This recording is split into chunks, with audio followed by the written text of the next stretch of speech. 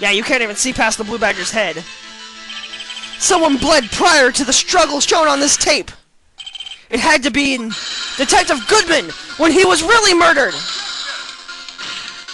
That's ridiculous! I refute you! The murderer portrayed in the security tape has been proven to be fake. However, that does not explain the blood mark found on the locker.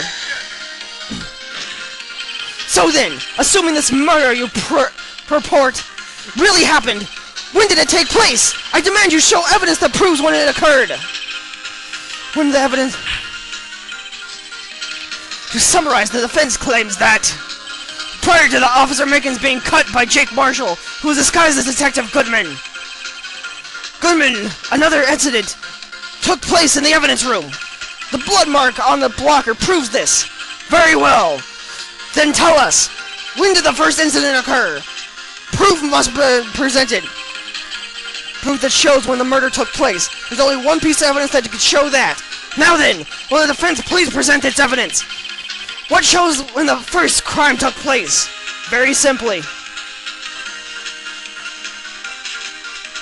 Take that!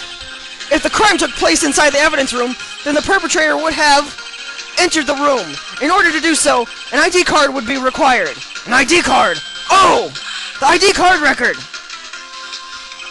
Officer Mickens brought the Blue Badger panel into the evidence room at, let's see here, 450. If the crime took place before that, then it would be 440. Miles Edgeworth! Just what have you done?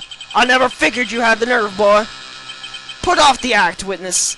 It doesn't take a lot of thought to figure out it couldn't have been me. Nope, I ain't getting it. I'm afraid I don't understand either. It's clear from the Lumina Twister test that the blood was there. However, when the second crime took place, both Officer Mickens and Officer Marshall failed to notice the blood. That means the blood from the first crime was wiped away by the real murderer. I would have had just 10 minutes to murder the victim, carry his body away, and clean the blood. Unfortunately, that's physically impossible. That would mean the crime must have taken place before Mr. Edgeworth entered the evidence room. Let's take a look at the chart again.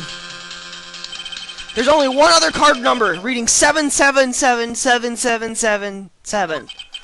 I probably added one to me. Talk about a lucky number. But wait, that doesn't make sense! How could Officer Goodman have entered the evidence room? Since there's no record of his card being used beforehand, he must have entered along the real murderer. That's the only plausible explanation. He went in with 77777. Mr. Edgeworth, please look into this ASAP. Find out whose ID number is 7777777. That's 17 too many, Your Honor. Unfortunately, I'm unable to look up the owner of that ID card, at least at present. What? Explain yourself, son. The ID number 7777 belongs to someone with a rank of captain or higher. Someone who is so-called executive officer. We don't have the authority to inquire into such a person's identity. But that's ridiculous, just how... I'm not finished talking, Mr. Wright. There is one situation in which we can be granted such authority. If an official charge filed against an executive is accepted. An official charge. You're all alike, aren't you? With your cover-ups and your forgeries. That's how the prosecutor office operates. I take pride in my work, Officer Marshall. I would appreciate it if you would keep your slander to yourself. Slander, is it? Okay, let me ask you a question. Yes? No, not to you. To her, the defendant sitting over there. Your little executive. Lana? Don't be stupid! She's been charged with murder! Of course we've looked up her ID number. And it's not 777777! Don't play me for a fool, partner. That's not what I want to ask. All I want to know is one thing about that incident. The SL9 incident? Answer me this, Chief Prosecutor. In that trial 2 years ago, did you really only use legitimate evidence? Ooh.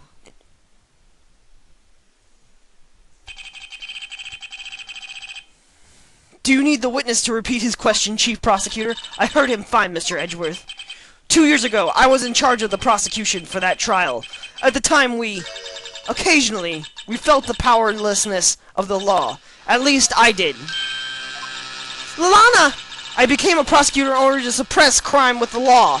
But before I realized it, we were the ones being suppressed by the law. Defendant, what are you trying to say? I'll ask you again, Chief Prosecutor. During that trial 2 years ago, did you really present all the evidence in court? Can you look me, an investigator in that crime, in the eye and say that you did? Chief Prosecutor, you didn't! I don't have to, Officer Marshall. Why don't you answer him? Drastic crimes require drastic measures. That's just the way it is. We did what we had to, in order for him to get the verdict he deserved. But Lana! Even if it involved forging evidence.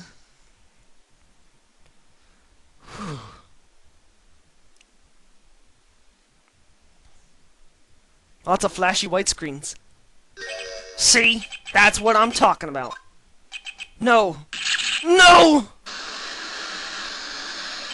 Order! Order! Order! Order! Lana's remarks caused such a stir. The chaos in the courtroom could not be quelled.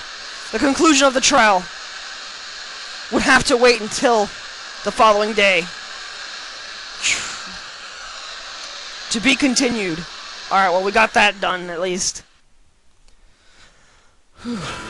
Clear stage data up to this point. Yep. Alright, so we're going to stop here. Thanks for watching, everybody.